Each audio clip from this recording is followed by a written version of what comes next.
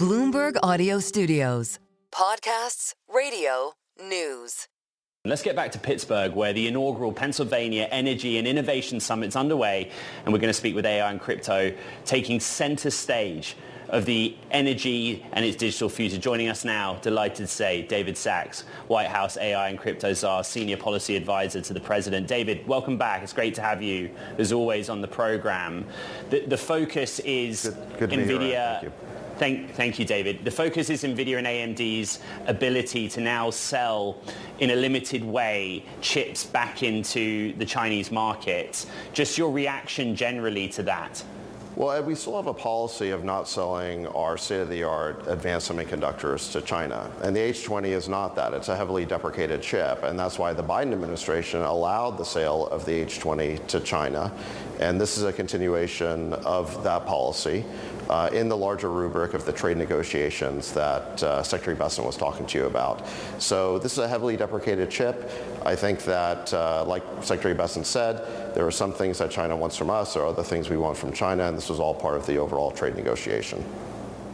David, you advised the president on AI policy as well as crypto policy. Do you have any sense of when he met with Jensen Huang last week at the White House, what case Mr. Huang made to the president that it was the right thing to get the American technology stack back into China? Well, Jensen's been making the case publicly for competing in China, and I think there are a lot of merits to the argument. If you look at developments over the past year, Huawei has advanced very rapidly. They have a new technology called Cloud Matrix, which networks together 384 of their Huawei Ascend chips. Now, the Huawei chip is not as good as the NVIDIA chip. The NVIDIA chip is 3 times more powerful, but if you network together enough of those chips, you can brute force your way to a similar kind of result. And that is what Huawei has been developing, is this Cloud Matrix 384. And there have been reports, including from Bloomberg, that they've started exporting that technology, or they've been seeking to export it. So Huawei is becoming much more competitive. And if you give the whole Chinese market to Huawei, it's a huge subsidy for their R&D. Right? And it basically forces Chinese companies that might be willing to use the H20 to use the Huawei chip and to basically figure out the bugs, work out the kinks of the Cloud Matrix system, and help Huawei scale that up. So I think there is a compelling argument here that you just don't want to hand Huawei the entire Chinese market when NVIDIA is capable of competing for a big slice of it with a deprecated, less capable chip. Again, we're not selling our latest, greatest chips to China, but we can deprive Huawei of basically having this giant market share in China that they can then use to scale up and compete with us globally. So I think this policy is nuanced, and I think it makes a lot of sense. The report you're referring to that Bloomberg had was that Huawei was going out to some of the Gulf nations and also some of the Southeast Asian nations and offering prior generations of their chip, but also the Cloud Matrix that you mentioned. The concern being that in dealing with third countries, that there'd be some Chinese access to other nations' technology. How involved have you been, David, in these kinds of talks, in framing the president's thinking that actually just having direct access to lower performance compute is okay with China right now? Well, look, I'm not going to discuss what I talked to the president about, but I can tell you what I think, which is the Bloomberg story discussed how Huawei was basically trying to make available the Huawei Ascend chip, which is their current chip, which is basically put together in a rack system with Cloud Matrix to create a viable competitor to NVIDIA. And I think it is a viable competitor. I think NVIDIA and AMD and other American companies have a better product. But if we don't compete across the world, then we will hand the market to China. And one of the reasons that the president went to the Gulf states on that trip is to encourage business relations between the U.S. and the Gulf state. He signed massive investment deals. And one of the deals that we signed was this new AI acceleration partnership, where we want to create a pathway for the Gulf states like UAE to buy American technology, to buy American chips, and to create data centers on the American tech stack.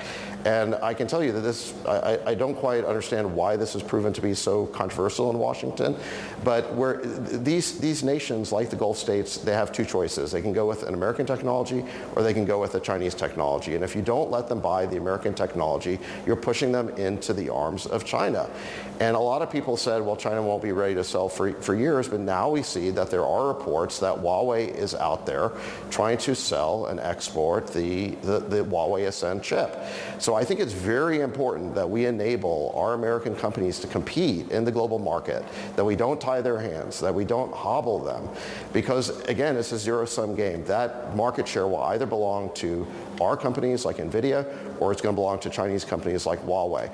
There's a very simple test for this. Just look at market share. If 5 years from now, we look across the world and we see that NVIDIA or other American companies have 80% market share, it means that we won the AI race. But if we look across the world in 5 years and see that Huawei has 80% market share, then it means that we lost the AI race. So I think it's very important that we do everything we can to encourage American exports. To be sure, we can name our security standards, but this is a very easy trust but verify situation.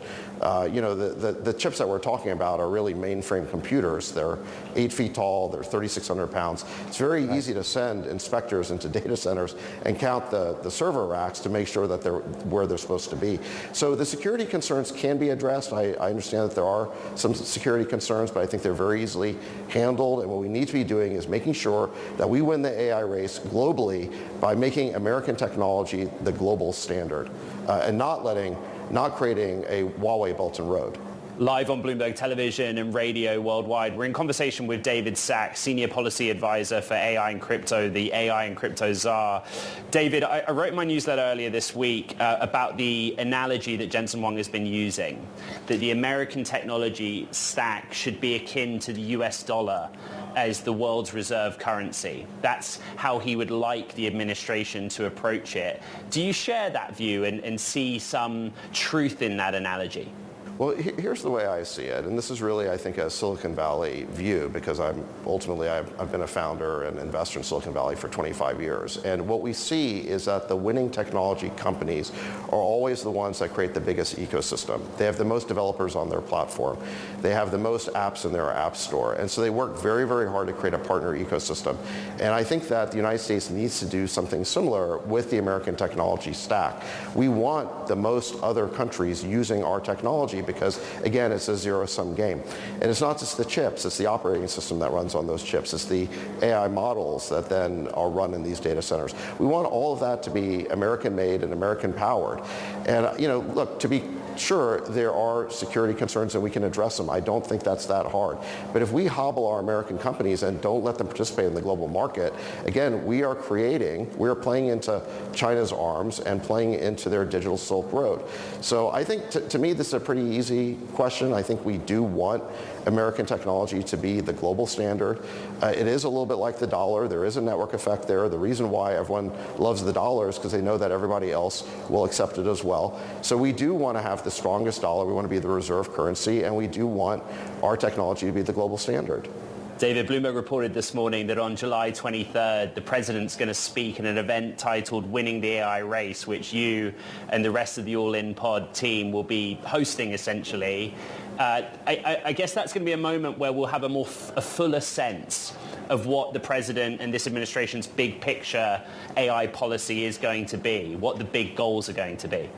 That's right. So the president will be giving a keynote address at that. It's a one-day AI conference in Washington, D.C. on July 23rd. It's co-hosted by All In and Hill and Valley Forum, which is also a D.C. and Silicon Valley policy group. And the president, I think, will be giving his first major address on the topic of artificial intelligence, building on the remarks that he's giving here in Pennsylvania today, which are also AI-related and related to energy investment, the kinds of investments we have to make to power the next generation of AI. David, you've been speaking there in Pittsburgh this morning. What's the main focus on the energy side of this AI story? Energy security is a national security priority, but just simply whether we will have enough energy resources to power the goals of Meta and the other hyperscalers. Well, Pennsylvania is a huge energy producing state. I think it's our second biggest energy producing state. They have abundant natural gas, which I think in the near term is going to be the power source for these data centers. I think, in about 5 years, we could start seeing nuclear scale up, and the administration believes in that too. We want an all of the above approach. But Pennsylvania is very big in natural gas, and there are major investments being announced here for more fracking, for more grid infrastructure, for more power generation.